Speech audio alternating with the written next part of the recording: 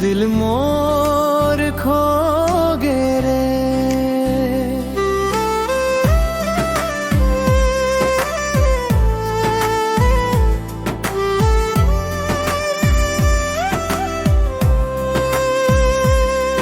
तोर हंसी के जादू मां दिल मोर बहक गे। पहली नजरिया में सजनी मन तोर मां फंस गे। मोर पायल के छन छन मां सुरता तोर जागे। तोर संग जिंदगी बिताए बर दिल ये रोज मांगे। तोर माया के रंग मां मोर सपना सज गे। तोर संग रही के सजनी दुनिया मोर बन गे।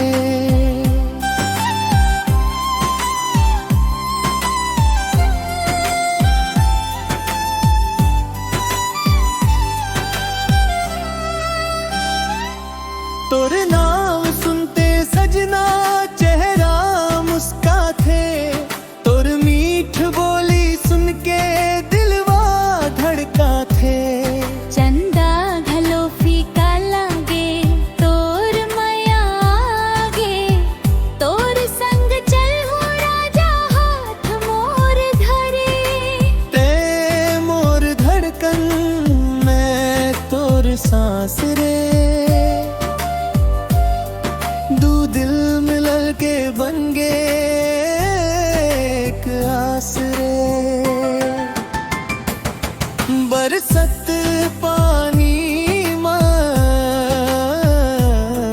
तोर संग भींजूं। सपना वाला दुनिया मां तोर संग जी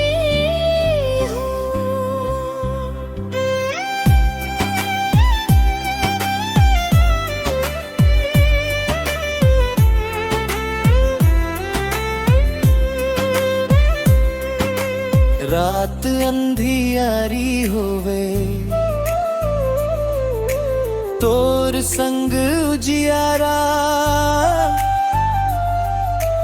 तोर बिना सुना लागे मोर ये जग सारा। तोर माया के रंग मां मोर दिल डूब गे।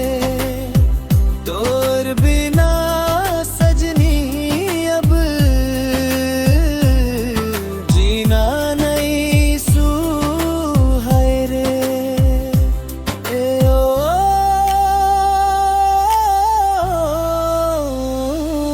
तोर माया मोर दुनिया।